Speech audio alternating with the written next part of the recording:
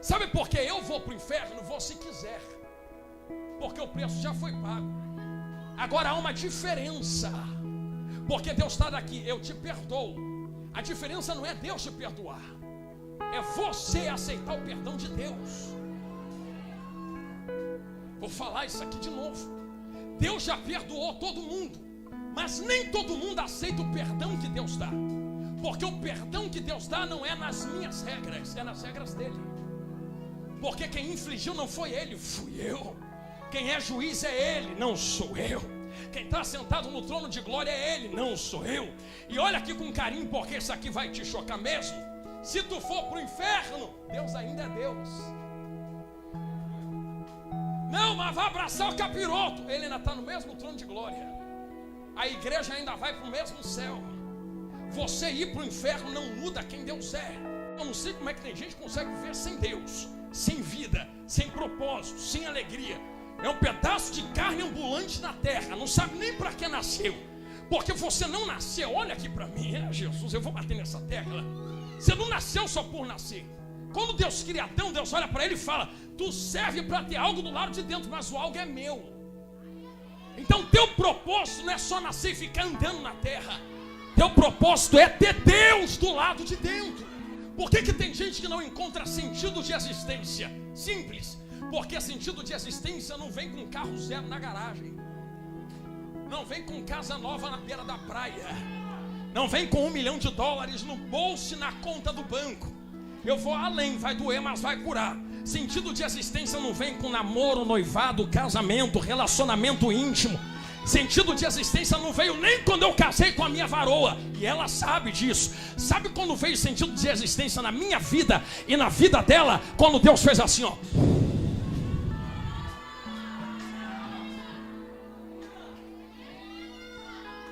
Talvez alguém já tenha visto eu falar algo disso em algum lugar, pastor Silvio. Sabe por que tem gente que quer se matar e não sabe nem para que nasceu? Porque tem gente que fala assim, ó: vem cá, minha vaza. Não, você tá tão bonita. Esse vestido aqui, gente, ela comprou esses dias, olha que bonito. Tem gente que fala assim, ó: eu vou casar com aquela varoa, eu vou ser feliz. Só que eu posso ser carinhoso no que eu vou falar aqui agora. Deus não me criou nem para casar com ela. Deus disse assim: o casamento faz parte da caminhada. Mas do que adianta ser casado, ter dinheiro, ter casa e não ter a minha presença? Então eu não ganho sentido de existência quando estou em um relacionamento. Se eu casar com aquele varão, se eu tiver aquele moço na minha vida. Esse moço não te dá a felicidade como Deus pode dar. Relacionamento entre casais não traz existência como Deus traz. Eu estou casado com ela, ela comigo, mas o que dá existência a ela é a presença de Deus, não a minha presença. Obrigado, minha vaza. Então entende-se que felicidade, pastor Silvio, não é porque sou casado em relacionamento, é porque temos a presença de Deus do lado de dentro. Certa feita uma varoa mandou mensagem para mim, para minha esposa, e ela dizia assim: eu nem sei para que eu nasci, Jonathan, eu nem sei para que ainda estou nessa vida. Eu disse assim para ela: minha filha, você sabia que antes mesmo de você pensar em existir, você já existia? Ela disse: existia onde? Eu: no céu. No céu, meu filho, eu vim de lá. Eu disse assim para ela: você existia no coração de Deus. Deus te projetou no coração dele e disse: um dia, lá em 2000 e tantas, fulana vai gerar ciclana, e quando ela conceber, eu vou na barriga de fulana e vou soprar vida na ciclana dentro da barriga dela. E essa ciclana só vai nascer, só vai andar, só vai enxergar, só vai ter vida, vai falar, se comunicar, porque eu vou na barriga da mãe dela soprar vida. Então eu só estou falando para você aqui porque Deus soprou algo dentro de mim e porque Deus soprou algo dentro de você. Meus irmãos, assim está escrito na palavra do nosso Deus: e 4 homens leprosos estavam à entrada da porta, os quais disseram uns aos outros: para que estaremos nós aqui até morrermos? Se dissermos, entremos na cidade, há fome na cidade, e morreremos aí. E se ficarmos aqui parados, também morreremos. Vamos nós, pois agora e demos conosco no arraial dos ciros. Se nos deixarem viver, viveremos. Se nos matarem, tão somente morreremos. Já vamos morrer mesmo. E levantaram-se ao crepúsculo para irem ao arraial dos ciros. E chegando à entrada do arraial dos ciros, eis que não havia ninguém, porque o Senhor fizera ouvir no arraial dos ciros ruído de carros e ruídos de cavalos, como o ruído de um grande exército. Somente até aqui você diga amém. Pode tomar o vosso assento, que Deus lhe abençoe.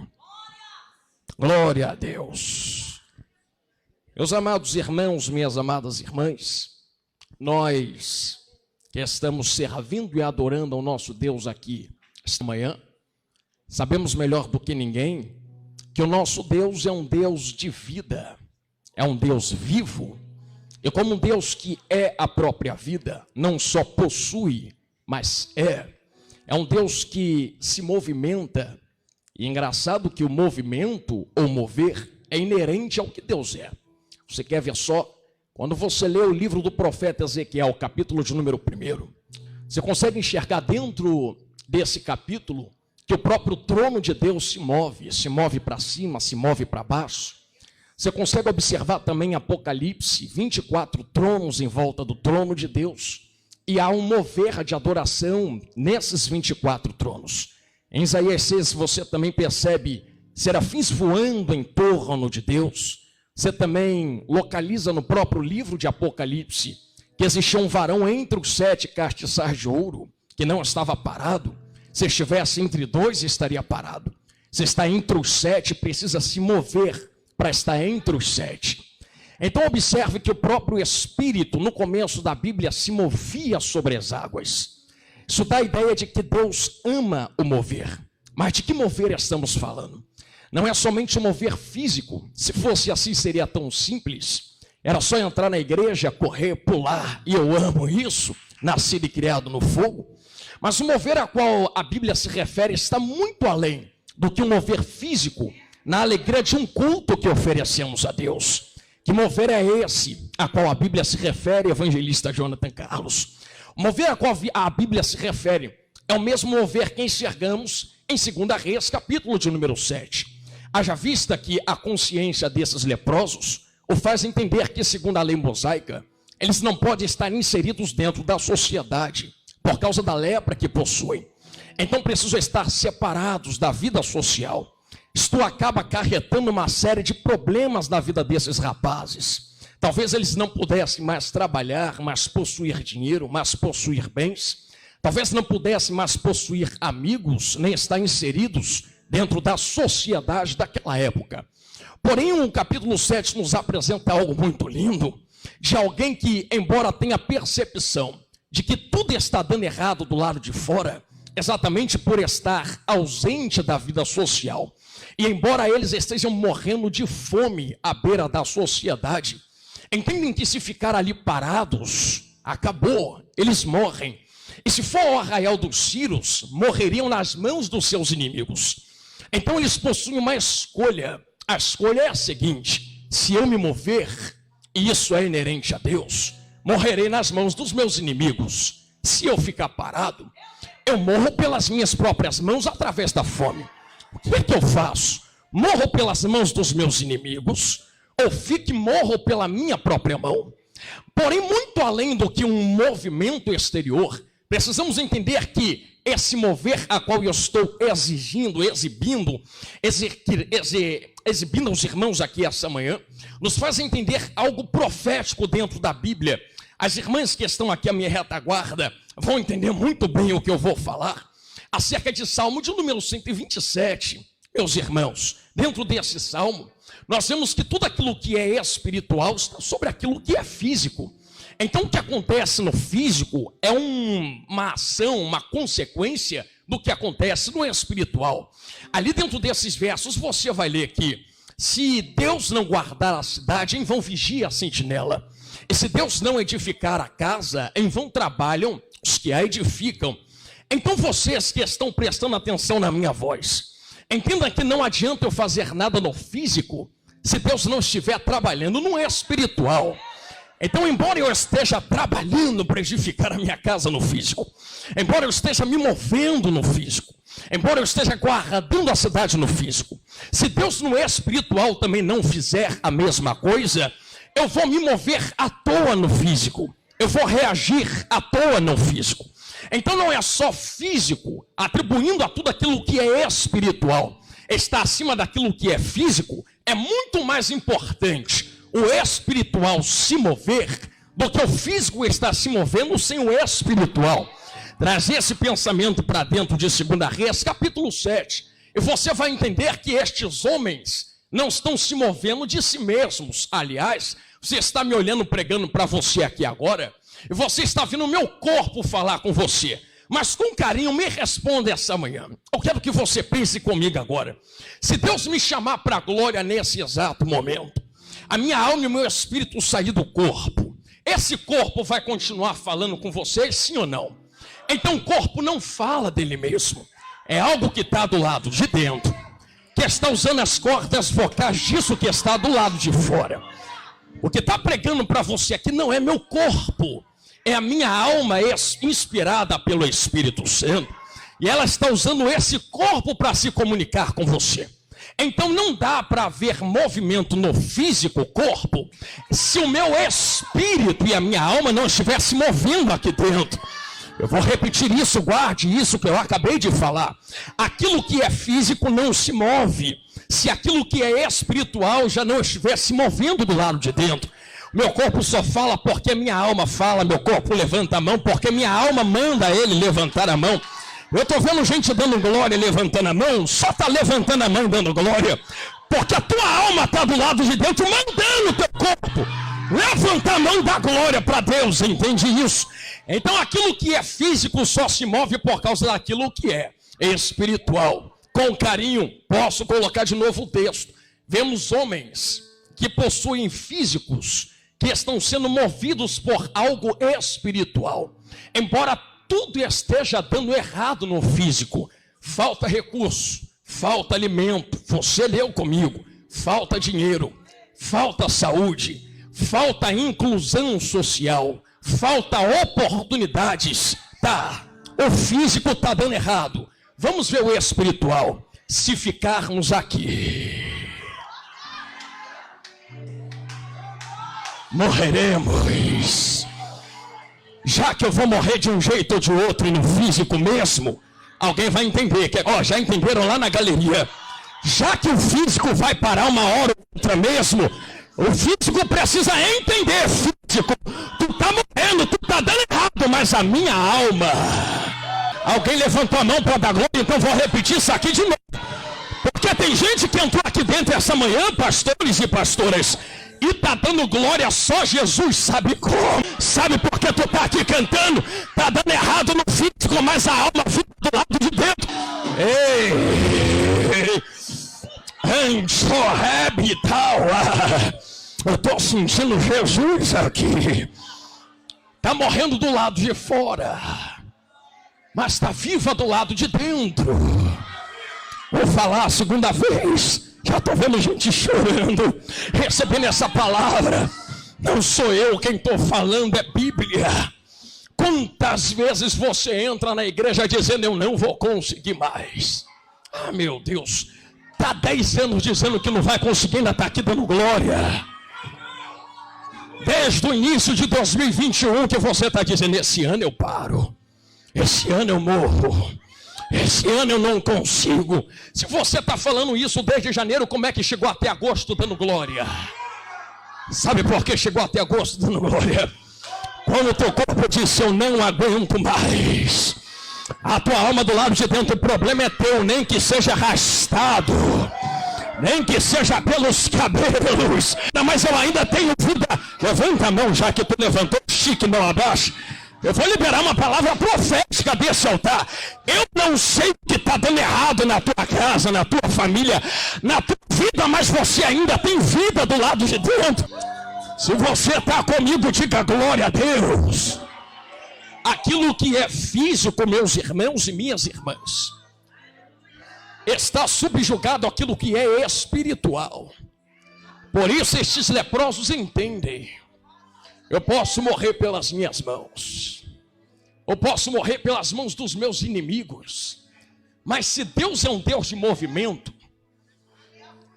e movimento é atribuído a tudo aquilo que tem vida, vai num cemitério e tenta movimentar quem está morto.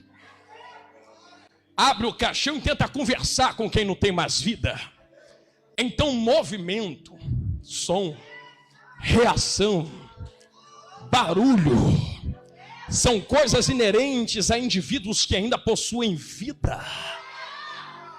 Se movimento é vida, como estes leprosos que aos olhos de outros estão mortos, ainda movimentam.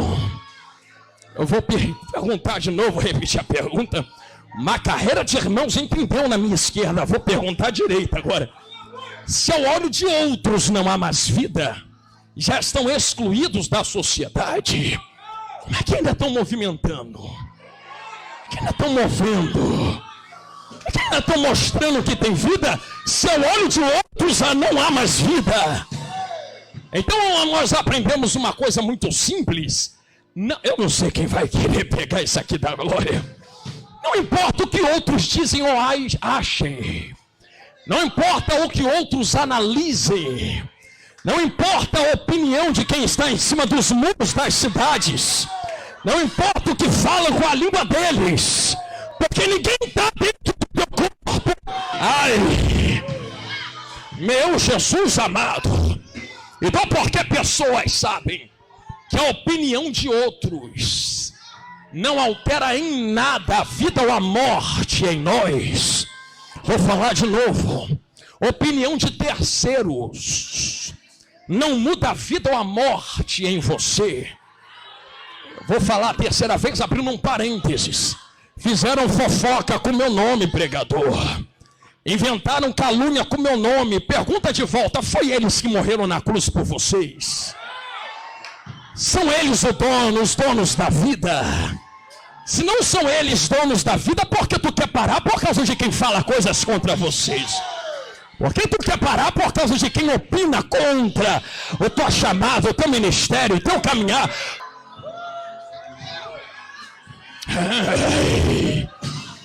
Tem um varão que passei aqui dentro, né? Eu vou dar lugar, Jesus, porque aqui vai um aviso.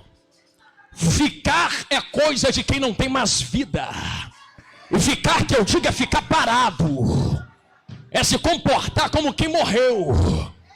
Com carinho e com respeito, senhoras e senhores, estes leprosos ainda respiram, ainda produzem sons. Se ficar parado é coisa de quem não tem mais vida, como é que ainda produz som, respira, fala, tem vida e se comporta como quem está morto? Vou perguntar a segunda vez para seguir. É alguém que tem vida se comportando como quem está morto, mas aos olhos de outros está morto se comportando como quem tem vida. Se isto é uma verdade, aqui vai um segredo. Deus gosta de restaurar coisas a pessoas que parecem mortas, mas ainda mostram ter a vida. Você quer ver? Pregador, me apresenta a Bíblia para corroborar com isso que você está falando. Você lembra da viúva de Naim? Poderia estar parada dentro da sua casa com um filho frio dentro do caixão ou sobre o esquife, mas ela entende: se eu ficar, está morto do mesmo jeito. Então bota esse rapaz que está morto nos ombros de quem tem vida.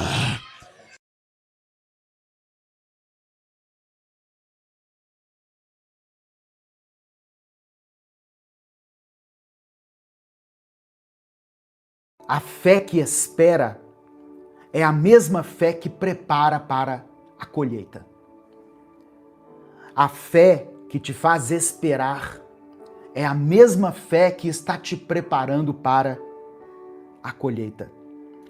Em Gênesis 49, depois de José ter passado por tudo aquilo que ele passou, eu não vou contar a história toda aqui, Jacó, o pai dele, declara o seguinte: José é árvore frutífera, à beira da fonte, cujos ramos passam por cima do muro. Você já viu uma árvore que dá tanto fruto, tanto ramo, que ela acaba invadindo o seu lote? A árvore é lá do vizinho, ela está lá plantada lá no quintal do vizinho, mas ela prospera tanto, frutifica tanto, que ela passa por cima do muro. Foi isso que Jacó declarou sobre José. José é árvore frutífera. Eu quero que você declare isso aqui pela fé nos comentários. Eu sou uma árvore frutífera. Vou escrever isso aqui. Escreve aqui nos comentários. Eu sou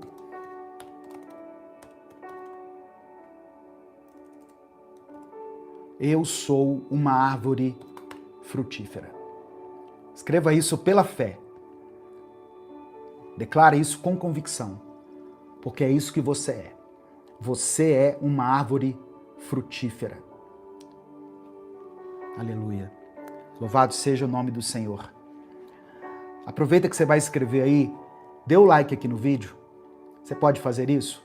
Quando você dá o like e se inscreve no canal, primeiro, o seu nome fica registrado aqui no nosso canal. Nós já somos 2.690.000 inscritos aqui no canal no YouTube. Aqui no Instagram nós somos 188.000 seguidores. Pode melhorar o Instagram, né? Você está aqui no YouTube me assistindo? Depois você me segue lá no YouTube. Não sai agora não, fica aqui, nós vamos terminar essa mensagem, eu vou orar daqui a pouco pela sua vida. Mas me segue lá no YouTube, lá no Instagram. No Instagram você vai me achar como Minuto com Deus, tudo junto, número 1. Minuto com Deus 1. Você é uma árvore frutífera. Você é uma árvore frutífera. Receba essa palavra no seu coração. Em nome de Jesus.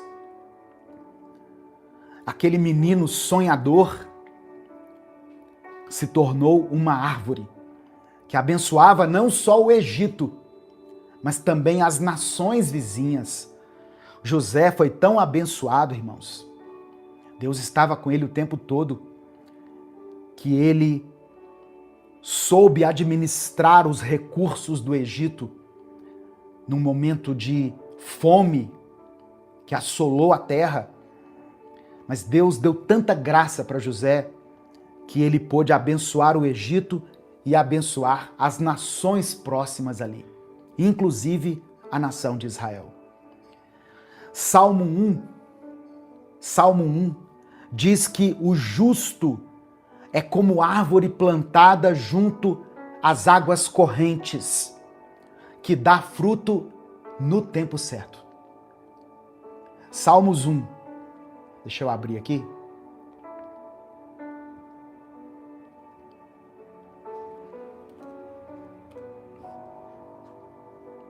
Enquanto isso, você pode escrever: eu sou uma árvore frutífera.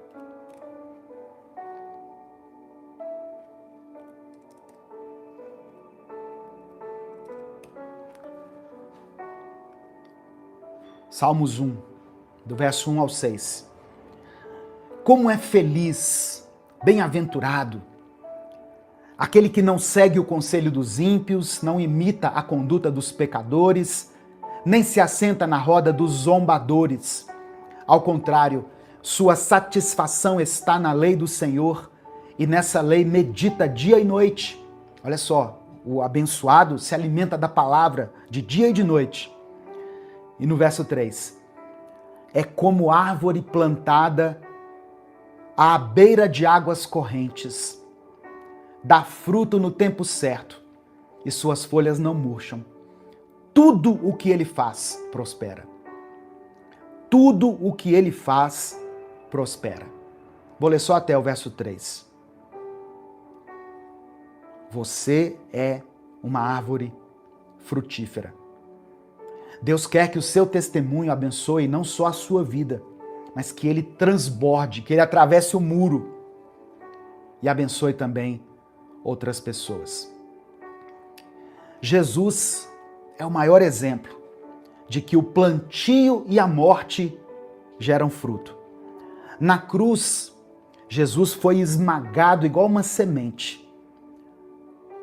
Mas no terceiro dia, ele ressuscitou, trazendo vida eterna para todos aqueles que creem nele. E quando Davi diz lá em Salmos 37, no verso 4, deleite-se no Senhor, tenha alegria no Senhor. Ele está falando disso para nós hoje. De olharmos para Cristo, de olharmos para Jesus como uma fonte de alegria, uma fonte de satisfação, de confiança. Tem gente que pensa que seguir a Cristo é um tormento, sabe? É um martírio, um sofrimento. Não. Seguir a Jesus precisa ser para nós um deleite, uma coisa prazerosa. Não é uma obrigação. Não pode ser uma obrigação, mas tem que ser um prazer. Orar tem que ser algo prazeroso para nós. Tem gente que gosta de usar essa expressão, e eu não gosto que usem essa expressão. A pessoa fala assim, eu estou pagando o preço da oração. Como se a oração fosse um fardo pesado, sabe? Oração tem que ser um deleite. Deleite-se no Senhor, é o que diz o salmista. Oração é o tempo que você vai falar com Deus, é o tempo que você vai ouvir a voz de Deus. Então não pode ser uma punição, um preço a pagar. Não, o preço a pagar pode ser o preço da renúncia, o preço da santidade, o preço de dizer não às tentações, não ao pecado, não aos vícios, não aos maus hábitos que têm te prejudicado a sua família. Aí é preço a pagar. Mas oração não. Oração é um deleite. Oração é o tempo da alegria.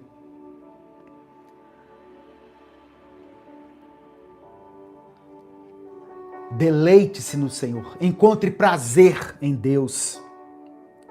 E não apenas nas circunstâncias. Quem vive assim, vive mais feliz, irmãos. Quando encontra prazer em Deus, em estar na presença dEle. Porque aí as circunstâncias podem ser diversas, mas e quanto a mim? Eu estou feliz, eu estou alegre. Eu entreguei meu caminho ao Senhor.